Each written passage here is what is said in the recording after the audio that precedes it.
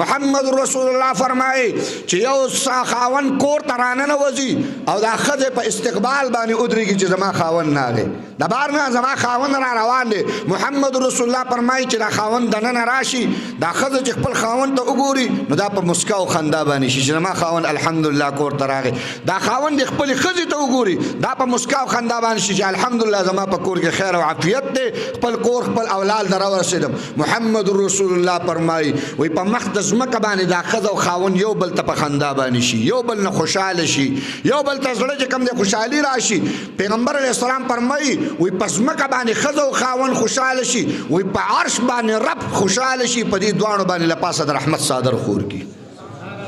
د خپل رحمت صادر به خور کړي دا دینداره ښځه ده دا نیکه ښځه ده دا صالحه ښځه ده دا پاک دامنه ښځه ده او دا د کور ماحول دی په کور کې به هر قسمه کار راځي زمونږ چې کم دی نو بس اکثریه په کور کې دا زړه خواخیني دا زړه ابۍ دا په کور کې چې کم دی ناست دی نو زوی چې د بار نه راشي نو ابۍ دی چې کم دی دا تندی او دا بوټ تندی راچولي نو زوی ورته وایي ابۍ ولې یاره څه شی دی را واده کړی دی نو توبه مې دي نو امان پناه پکار ده نو ښه ابۍ چل شوی وایه که نه خیر خو دی بس نن یې دا لوبه کړې نن یې دا لوبه کړې نن یې دا لوبه کړې هغه وایي ښه ته په دې دا لوبه کړې بس خاون غوسه شي خاون چې کوم دی یالله بسم الله او په شروع کې په ښځه باندې او دالته ناست سبحان الله سبحان الله سبحان الله سبحان الله سبحان الله الحمدلله الحمدلله الله اکبر الله اکبر ایلې وواله وایي ایلې وواله وایي ابۍ چې کوم دی لګیا سبحان الله او چې غلی غونډه کې نظر وکړي او چې هغه راوځي داسې مسکی شي ورته څنګه چلې توله مې کړې پې چې بیا نه کې هغه غریب وایي چې خدایه زه څه وکړم هغه غریب وایي خدایه زه څه وکړم پام کوه چې د شریعت نه خلاف کام کوه چې د وهلو لایق نه پام کوه چې د سزا لایق نه پام کوه چې په هغې باندې چې کوم دی د غصې لایق نه که داسې مور خپل زوی په دې باندې را ابراو کو دا مور به الله نیسي خپل زوی چې کوم دی راوچت کو برې خبره باندې چې تا پې وام تا پې خرابوم تا پې ټسوم پام کوه ګورې زنانه دې قطعا دا کار نه کوي چې هغه چې کوم د خپل خاوند په زور باندې را اوبراو کړي د پردې تورسرې دپاره هغه غریب د بل پردي کور نه راغلی ستا په کور کې ناسته ده پردي کور نه راغلی ستا په کور کې ناسته ده ته یې مورې دغه پلار ستا چې کوم دی نو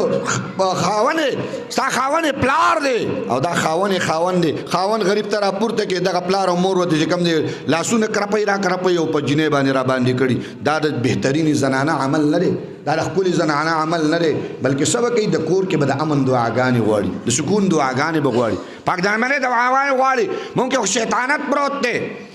مونږ او شیطانت پروت دی یوه ښځه وایي ته رادې غواړې که نه هغه پلانکې خو نن دا لوبه کړې وه وروره کیسټ پکې کېږي غټ کیسټ پکې کېږي وروره په دغه یو پسه باندې به چې کوم دی یو ګېټه کیسټ په پردۍ ښځه باندې ایښو دی دا ښځه چې راپاسي غیبت چغلي بهتان درې څلور مرضونه دا د یو کټ نه راپورته کوي چغلي ځان له ګناه ده غیبت ځان له ګناه دی بهتان ځان له ګناه ده دا ښځه چې کټ نه راپاسي په بل چا باندې غیبت هم کړی د هغې بهتان هم کړی په هغې چغلي هم کړي دا چې د کټ نه راپاسي او 115 غضبونو کې دا د کټ نه راپاسي دا الله په 115 شپږو قهرونو کې راپاسي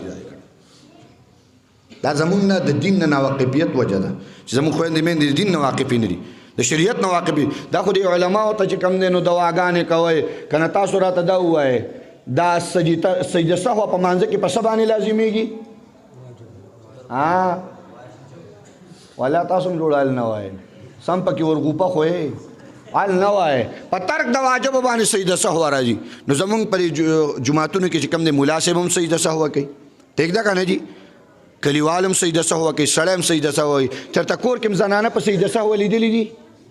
زنانه په سجده سهو لیدلي دي ته په کور کې سجده سهو کړي لیدلي مې لکه ولې دا داسې بزرګان چې دا په مونځ کې نه خطا کېږي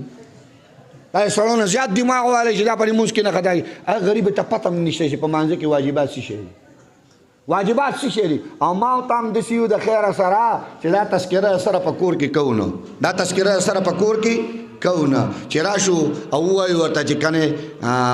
کښېنه بوډۍ خبره واوره راځه چې یو بل ته اللهم انا واورو راځه چې یو بل ته څه واورو اللهم انا واورو ګورې دا راته وایم چې ډومبی به ورته تا اورې ښه چې کښېنې کور کې ډومبی به ورته تا اورې چې کښېنه راځه اللهم انا واورو خو ته د یېرې نه اورولی شې نه ووایې په ایمان باندې چې الله مینه په کور کې ښځې ته اورولې ده یا یې د ښځې نه اورېدلې ده ووایې په ایمان باندې زه خفه کېږئ مه خفګان خبره ده نه ده دا د درس خبره ده دا د ژړا خبره ده دا د خبره ده چې زه دې حد ته راورسېدم چې په کور کې د لوښي تذکره شته د جارو کولو تذکره شته د غوجل د غورځولو تذکره شته د کچن تذکره شته د خوراک او د سکاک تذکره شته خو زما په کور کې چې کوم دی نه د الله د قرآن تذکره شته نه د مونځ تذکره شته نه د عبادت تذکره شته دا مونږ په کور کې نه کوو مونږ په کور کې نورې تذکرې کوو بهر حال عرض مې دا کوو اما خدیجة الکبرا رضی اللہ تعالیٰ عنہ پیغمبر صلی اللہ علیہ وسلم محاسن دا اللہ حبیب تابع اللہ نزائے